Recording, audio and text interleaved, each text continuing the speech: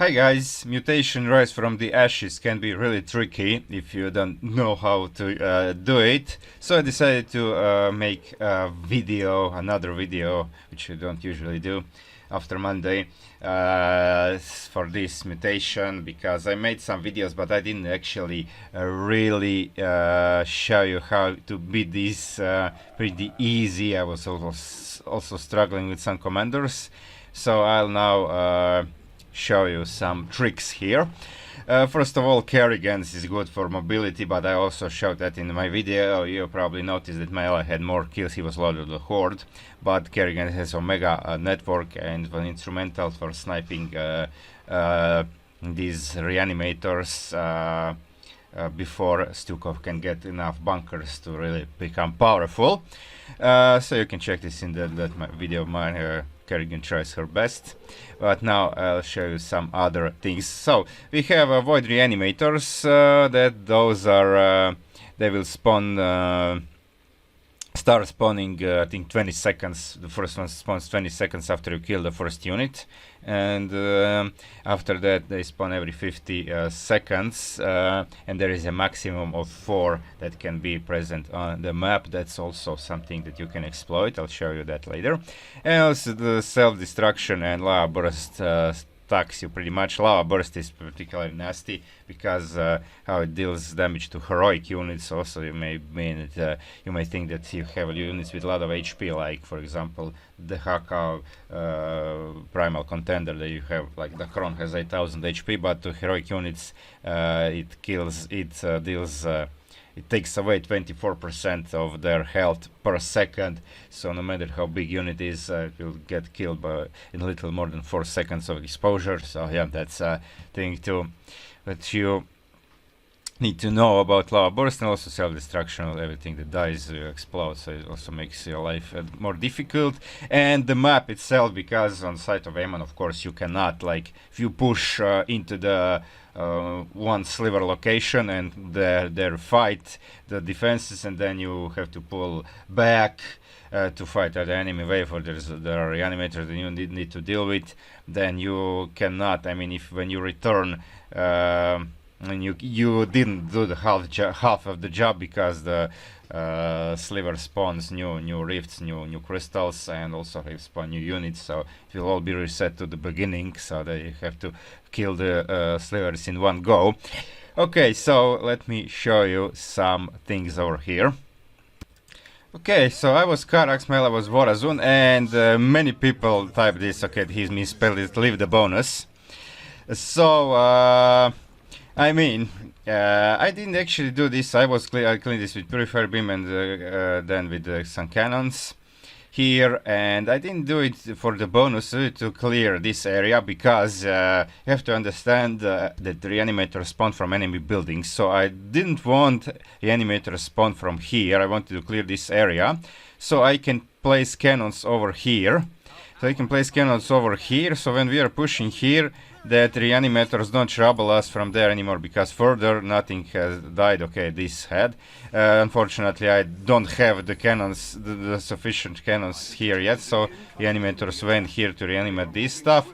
But I will now kill it with the spear of Adun with solar with the orbital strikes, and I will then make more cannons here to wall this off, actually, to protect this, because this is narrow passage, and all reanimators that come here to revive this stuff will get picked by cannons. And how Vorazun does the thing is you can use time stop. Okay, well, this is kind of easy, but these 3 are a lot harder to kill then, because you have narrow ramps to get to them, especially these 2, and they're heavily guarded, and it's pretty bad. So Vorazun uses time stop, and then you have enough Dark Templar. That's why you want to use the Keeper of Shadows, because then you have Shadow Guards. 20 seconds is the duration of time stop, so that's enough to snipe the sliver and then recall out That's why my ally actually used the Spirit of Respite. That's pretty wrong prestige for this, because then you don't have a recall, and so you just snap the sliver and recall out. That's how you do it. We won this anyways, but a little bit harder than it would be if my ally was using the Keeper of Shadows. Okay, and now I'm gonna show you how to actually make this mutation a lot easier, if not pretty easy, so stay tuned. Okay, so this time I'm Abatur, my ally is Lord of the Horde Stukov, and there is a way, because maximum number, as I told you, maximum number of Void Reanimators is 4, so there is a way to cage them. So I'm making a cage here. Let me get this faster. So I'm starting early guesses because I'm rushing a Viper. And I'm making cage of my buildings, so Roach Warren, Evo Chamber, and Infestation Pit. Unfortunately, I was supply blocked. I didn't realize the Viper cost 3 supply, so now I started killing things, and there is a first reanimator here, and first reanimator would have to be killed, but yeah, I said not ready. Okay, now. Okay, you wanna also have this probe. I don't know if you saw this. The drone here. Had drone here. I immediately consumed it and killed it. Actually, sacrificed the drone to get Viper and to get energy for Viper, so I can abduct. So now I wait for the reanimators to come. And see, this is the cage. Here it should be not here, because it's too close, then reanimators could be killed, and if they are killed, new ones will spawn. Okay, so I'm just doing, and reanimators here, and it has to be also away from dead enemies, because they can revive I think in the range of 5 or 6, so they have to be further away from dying things, because if something would die here, the reanimators would be able to revive it. Okay, that's 2. They spawn every 50 seconds, so my ally is just fighting here, and I'm just concentrating. My single job here is the reanimators. I also made another Viper. Well, actually, I didn't even know that they are capped with 4, so they didn't know that could be done. Okay, I have to hurry, because before these things kill it. Okay, oh, this one is... Oh, I actually made a mistake. I abducted my Viper instead of the reanimator, but okay, that's 3, and now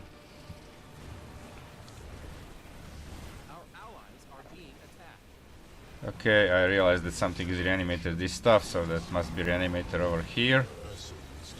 Okay, Vipers are biomass, so they can survive a few pounces of these Hydras and Marines, and now all 4 are caged here, far from the dying enemies, and they cannot escape.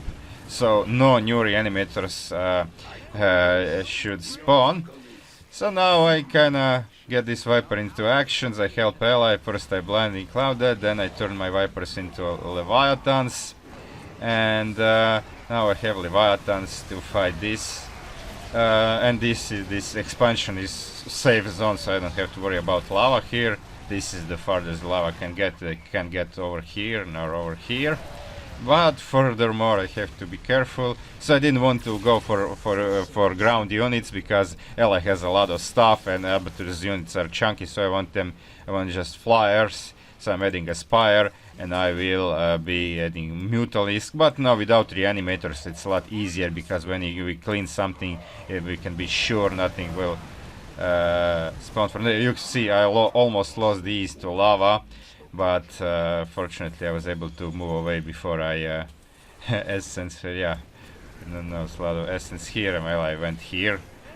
Okay, now this is not in bonus, is already dead. We didn't go for bonuses. Now it's not important to clear this, because reanimators cannot spawn anymore, but he cleared this to get me some essence, which is pretty good. Now I'm getting Mutalisk, Muta upgrades, and we will pretty much finish it. My ally had substantial more kills, 500 and something to 300 and something, but I had a lot more sliver damage, because Mutalisk has Sunderland Glaive, so I was able to so we were pretty good team there.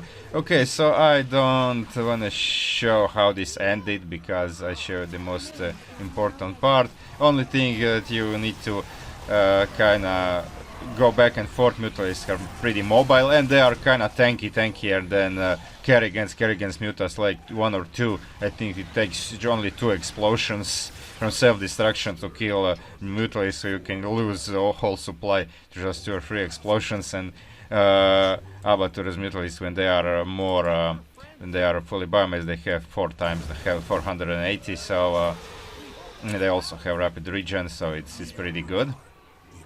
See, they get bruised. I also use mend and I pull them back, and I was able to. And you also wanna first. I was targeting these things. See, now I start clearing the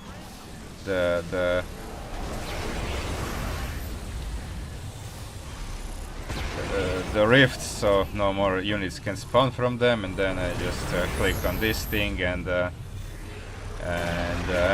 it goes down pretty fast. So it was pretty good game and pretty easy after I caged all the animators. You just have to micro all the time, because if you suck too many of these explosions, then you will of course die. And Leviathans, they don't have rapid regen, but okay, I was able to mend them to the full health because they didn't suffer. Mutalisks are faster, so they always come in front, so these things didn't suffer much from the self-destruct, as long as you can keep them away from lava. I did lose some overseers though, but it's okay.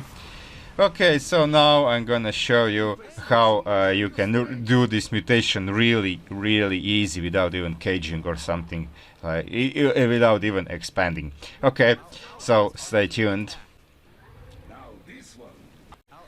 Okay, here we go. Now I'm infiltration specialist Nova, and my ally is Grease Monkey Swan. And the strategy here is simple. You go here, Nova goes under the sliver, and as she is super cloaked, she will not be targeted. So Nova provides vision and helps with sabotage drones and nukes, while ally targets the sliver with laser. And that's the pretty much whole philosophy. And of course Swan has a good defense, and Nova also can help. So you can see we are already at third. We cleared the first and the expansion one, and I'm just going in the order.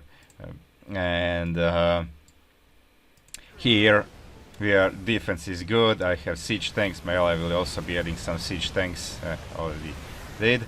And also Hercules if needed, like if reanimators become too much a nuisance, you can also get Hercules here to target the laser, and he'll be using laser abilities also to fight enemy attack waves.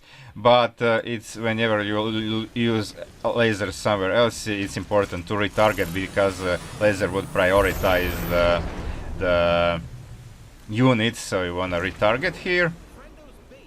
So I'm doing this, and I also did one thing. I forgot to do it here, but I didn't pay the price because Nova didn't die. But I'll show you later what actually I did. So I'm just spamming sabotage drones, and ally is targeting with the laser, and it will go down. You see that we have pretty much time, and now okay, attack wave is coming.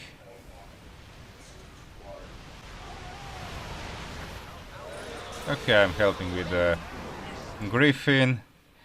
And by the way, my ally is not even a master. My ally is, you can see that no structure health mastery, no even faster laser build, and the other master is like concentrated beam or stronger combat drop. No, so level 13, no masteries. But even with, so this actually helped him to get to level 15 with bounty. But even so, it was pretty comfortable defense over here, while you see we have a lot of time. Okay, so now I'm going to the next one, and okay, Click on Nova to see. Yeah, okay, I'll have nukes, so I'm nuking. Nuke is also pretty important to clear these units, so I have a little bit free room on the sides. Because, okay, actually this crossed my mind right about now, at this moment. I didn't remember to do it before, but as I said, I didn't pay the price, no, I didn't die. But now what I'm going to do is also pretty good, because it did help me later.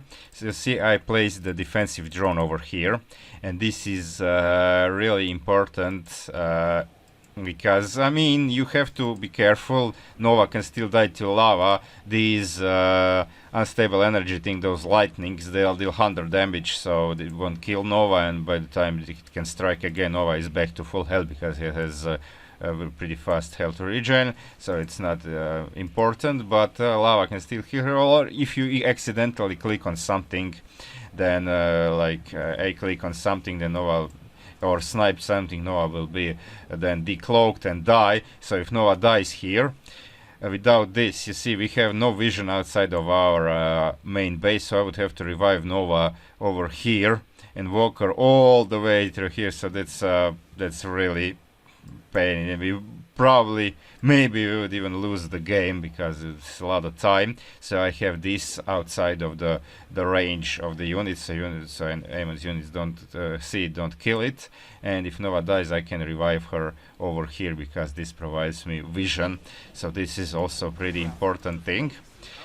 And that's actually all that you need to know about this. Okay, I can speed this up. You see the timer is going down pretty fast. It's mostly shield. This thing has 10,000 shield and just 1500 whole HP. And Nova did die because explosion or something, so this actually helped me. And now I'm going to the last one. Okay, this is kinda too fast. See, this blue fart didn't just damage Nova. We call it blue fart, CTG started to call it that way, so that's kinda funky title. Okay, so now that I nuked, now there are no more enemies over here, so I place this here. And now I think Nova... Okay, Nova did die this time because something died here. I think she died to this thing, to this explosion, so I was able to revive her immediately over here. Without this, I would have to revive in the base, so this is really saving grace. And you can see the timer now, and our defense is impeccable over here. I added some tanks, I added some Goliaths to help against air liberators. I didn't have money because we were one basing. I decided to add some Goliaths instead of liberators, because there were some carriers and battle cruisers to help allies turrets, and Goliaths have that stun effect, so this is kind of good. Some have like 4 tanks here, 2 tanks over here, but most defenses by ally. And you can see that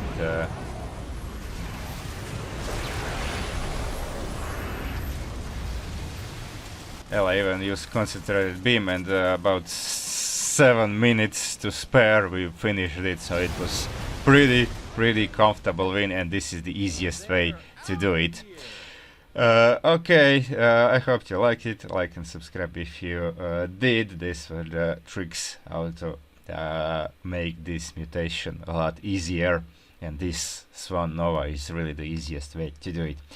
Okay guys, see you next time. Thanks for watching.